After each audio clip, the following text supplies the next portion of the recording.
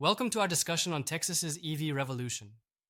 The Lone Star State is really at the forefront of turning electric vehicles into money-making assets. Mm-hmm.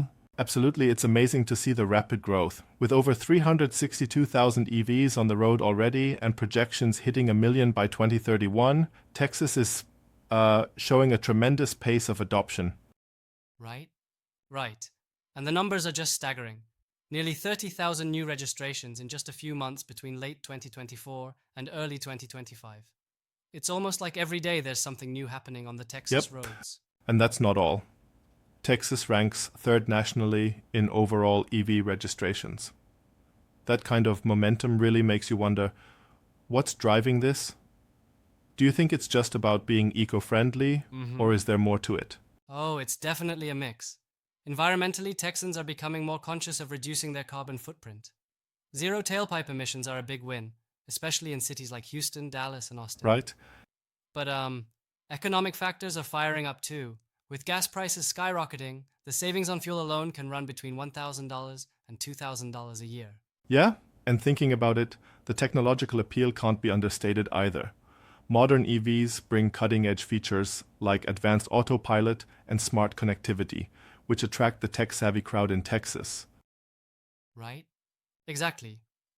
And here's where it gets really interesting. House Bill 3511 is like the game changer in the mix. This piece of legislation paves the way for vehicle-to-grid technology, allowing EV owners to actually sell stored electricity back to the grid. Yeah, vehicle-to-grid or V2G technology is kind of like turning your car battery into a mini power plant, isn't it? You store energy at off-peak hours, and then, during high demand, you feed that electricity back into the grid. That could mean some extra income too. Right, it really is an innovative setup. EV owners in Texas might earn anywhere between $50 to $450 a month, depending on how much power they can push back to the grid during peak times. Imagine your car not just being a mode of transport, but also a revenue stream. The idea really flips traditional notions on their head. Instead of your vehicle just costing you money, it's now an investment that pays back. But I'm curious, what about the costs to enable this system? The technology and equipment upgrades sound kind of expensive, don't they? That's a great point. To participate, you'll need a vehicle with bidirectional charging capability.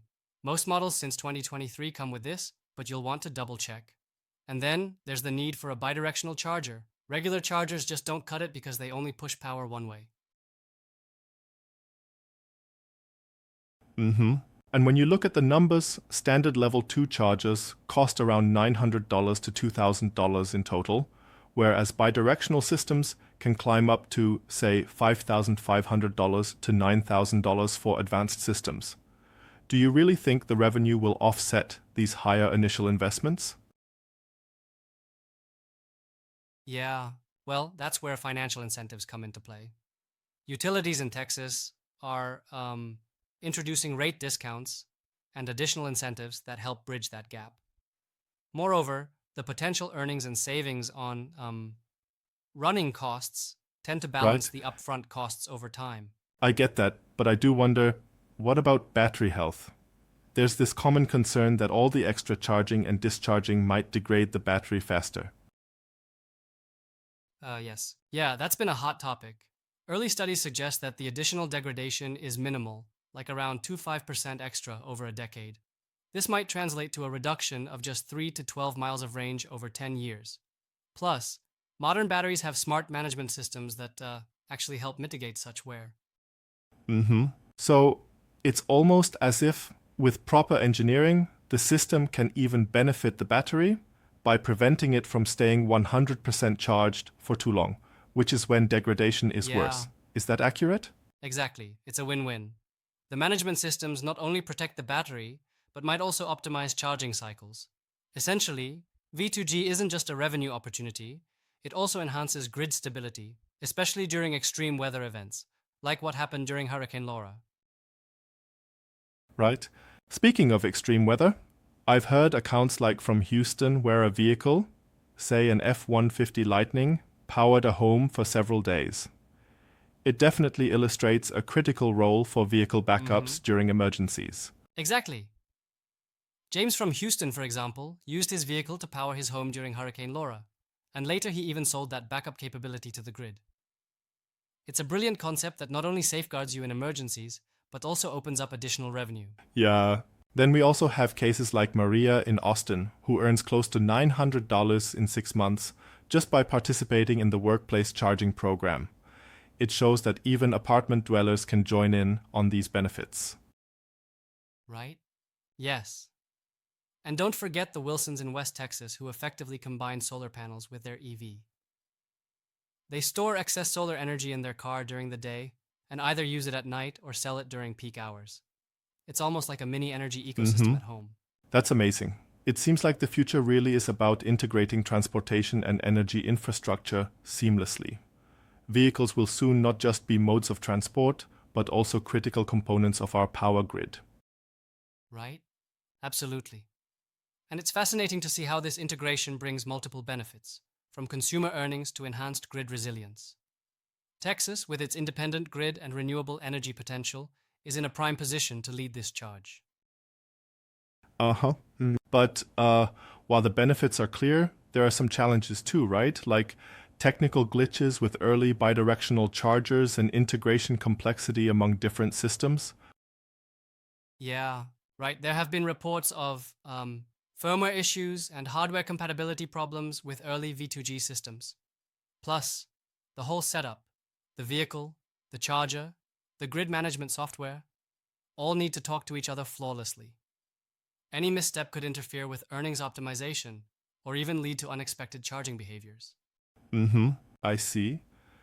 And there's also the anxiety that comes with not having a fully charged vehicle when you suddenly need to hit the road, which makes everyday planning a bit trickier for some people. Yeah, right. It's all about aligning your daily driving patterns with your potential income from V2G programs.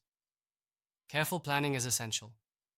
But as technology advances and more people participate, I believe these hurdles will become more manageable. Mm-hmm.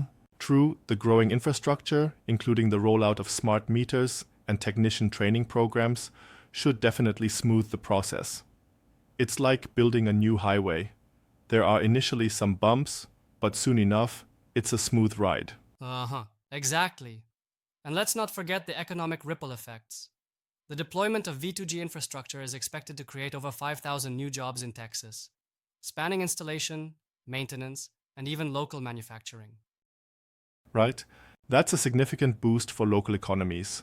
In addition to that, projections indicate that EV owners could collectively earn over $300 million annually by 2030 from grid service compensation, while also saving consumers around $400 million in electricity costs by reducing reliance on traditional peak power plants. Mm hmm. Yeah, it's almost like a domino effect. One innovation triggering a cascade of benefits, from consumer savings to job creation and grid stability improvements.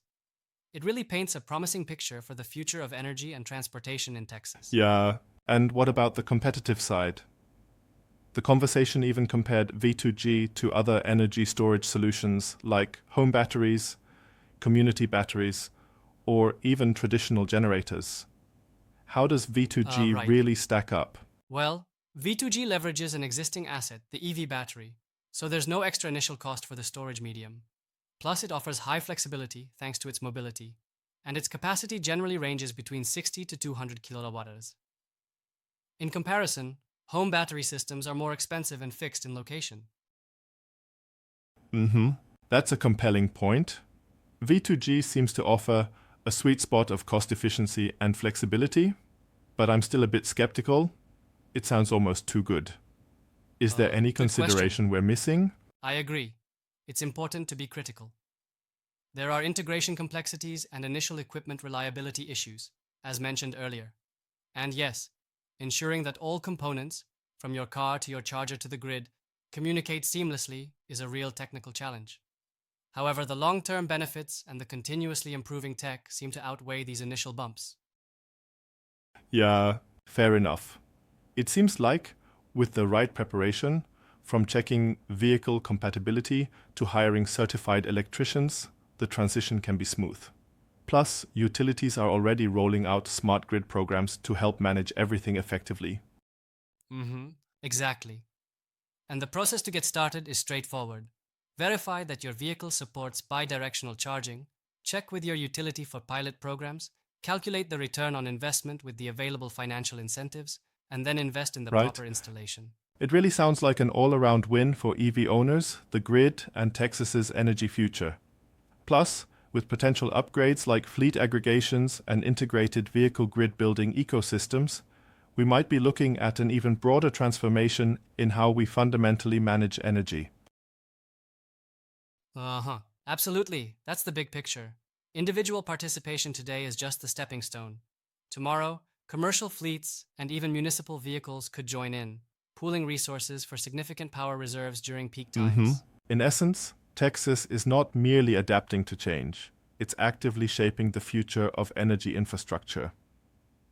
With robust legal frameworks, promising economic benefits, and cutting edge technological integration, it's setting a gold standard for others to Right? follow.